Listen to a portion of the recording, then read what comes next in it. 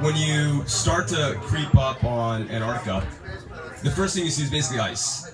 Some rocks, but mainly ice. And there's a lot of stories I have about the ice, the terrain, trekking, camping, and sort of like a little bit of leadership. But I'm not going to talk about any of those things. I'm also not going to talk about poop tubes, which I'm sure you've probably all heard a lot about. What I am going to talk about is something that I sort of learned on the trip that impacted me in Antarctica, but it's sort of impacted other aspects of my life in an unprecedented way.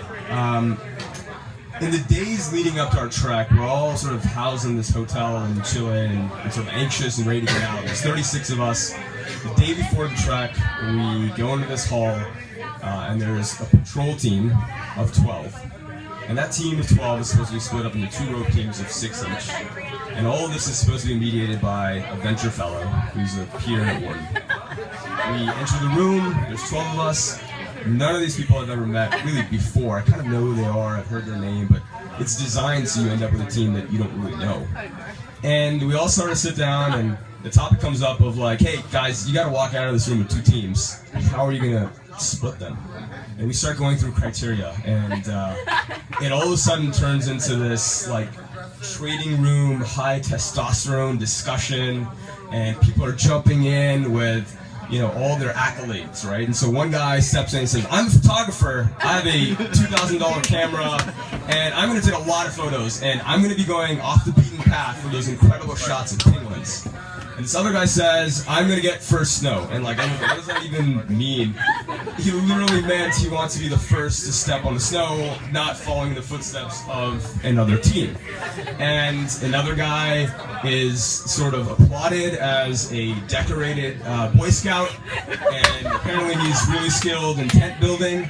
And so all this is going on, and finally the venture fellow steps in and says, guys, it's been an hour and a half, and we haven't reached any conclusions. I think we should just randomize the process.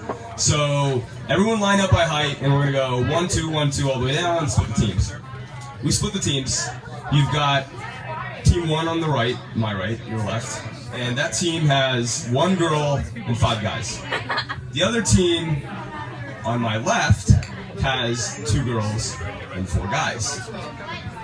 One of the guys on the other team, not my team, sort of steps in and says, you know, I really want to switch teams.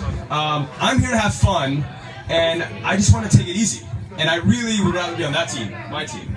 And then one of my team members says, I'm happy to switch with you. Okay? So he raises his hand, the 2 of them start walking towards each other. And I'm like, wait a second, what just happened? It's a randomized process, but apparently I'm on Team Weak Sauce. And the other team is Team Hardcore. Like, what's happening here? There's some kind of perception issue. So then I turn to my team. Again, 2 girls, 4 of us guys. And I say, like, wait, what are your expectations from this Antarctica trip? Like, what do you guys want? And one of the girls jumps in and says, like, I do CrossFit. I'm ready for this, right? And everyone sort of jumps along and says, like, yes, like, I want a rich experience, and I'm ready to face the challenges, right? And I said, okay, I guess this team is on the same page. And so we decide we're going to stick with the randomized team and move on. So you fast forward 3 days. In Antarctica, 6:30 a.m., the venture fellow pulls me aside and says, okay, you're the leader of the day. We're going to be climbing this 600-foot glacier to the top of Domo Summit. We're going to set up camp there. We're going to be there for 2 nights. And I'm like, all right, great. And he walks me through sort of the tasks of the day. Everything's going well. And at the end he says, oh, one more thing.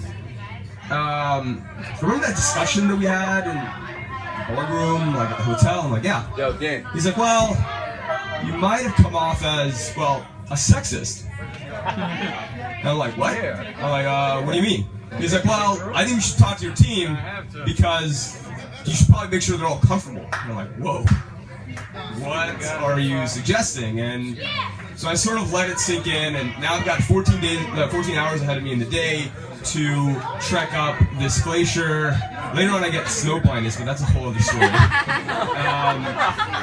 We get up to the top of Domo Summit, we set up our tent, we build a wall to protect us from the wind.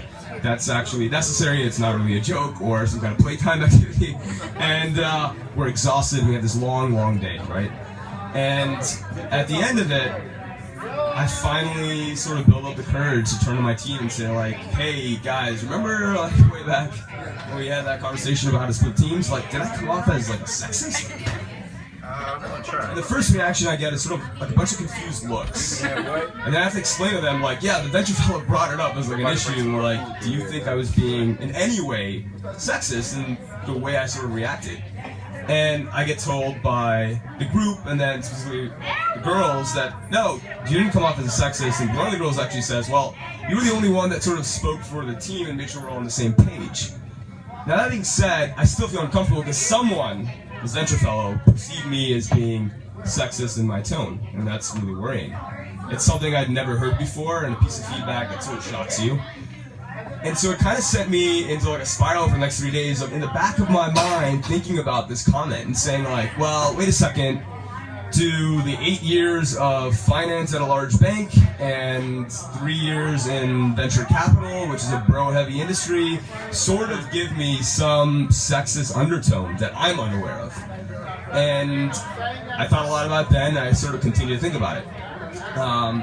But I think the takeaway for me was that in that moment, when I was receiving feedback in this case, I sort of, to my surprise, chose to reflect and not deflect, and hopefully think about positive changes that I can make so I don't have this issue in the future. And I think all of us as Wharton students are going to have these scenarios play out where you sort of have to stop and think. Because someone's telling you something you might not want to hear, or maybe you're the one delivering that message. And in that moment, you sort of have an opportunity. And the opportunity is to change for the better. And that's what I'm hoping to do after.